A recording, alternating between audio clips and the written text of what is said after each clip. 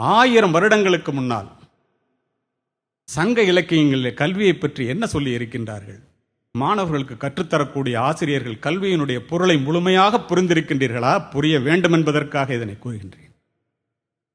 இளமையில் கல் என்கிறது ஆத்திச்சூடி,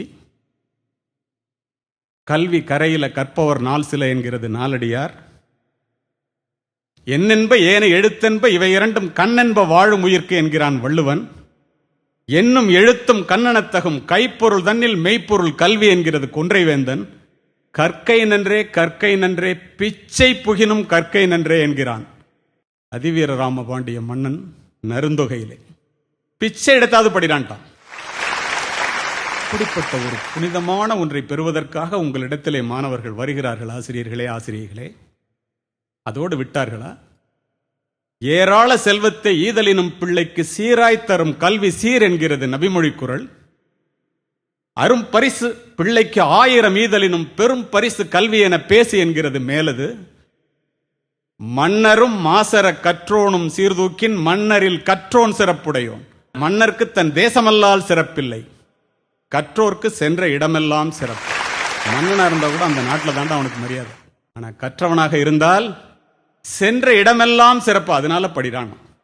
வெள்ளத்தால் போகாது, வெந்தணலால் வேகாது, வேந்தராலும் கொள்ளத்தான் இயலாது, கொடுத்தாலும் நிறைவின்றி குறையாது. நான் கொடுக்க அதிகமாகிறது வேற ஏதாவது இருக்கா?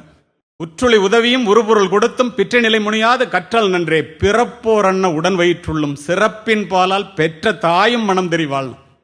எங்கேயாவது கேட்டிருக்கமா? பெற்ற தாய் கூட நல்லா படிக்கிற பிள்ளைகிட்ட கொஞ்சம் அதிகமான அன்பை காட்டுவாள்.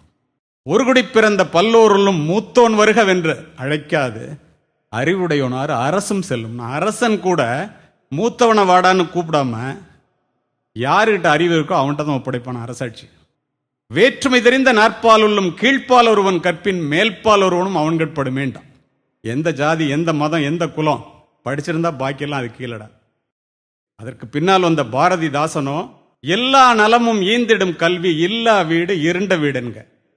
படிப்பிலார் நிறைந்த குடித்தனம் நரம்பில் துடிப்பிலார் நிறைந்த சுடுகாடுங்க. அறிவே கல்வியாம் அறிவிலா குடும்பம் நெறிகாணாது நின்றபடி விழும்னா. எதுக்காக பிள்ளைங்களை பள்ளிக்கூடத்துக்கு அனுப்புறாங்க? பெரிய பணக்கார குடும்பமா இருக்கும், புள்ள படிச்சிருக்க மாட்டான், இருக்கிற இடம் தெரியாம போயிடும். ஏழை குடும்பமா இருக்கும், புள்ள படிச்சிருப்பான், ஆலமரத்தை போல விடுது விட்டு வளரும்.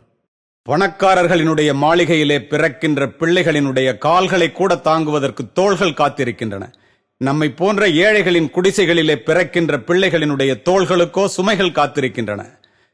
பணக்காரர்களின் மாளிகையிலே பிள்ளைகள் வளர்ந்தே பிறக்கிறார்கள், ஏழைகளினுடைய குடிசையிலே பிள்ளைகள் பிறந்து வளர்கிறார்கள். ஒன்று தெரிந்து கொள்ளுங்கள் ஆசிரியர்களே, வளர்ந்து பிறப்பது வாரிசுரிமை, பிறந்து வளர்வதே பிறப்பின் பெருமை என்பதை தயவு செய்து மாணவர்களுக்கு சொல்லித்தாருங்கள்.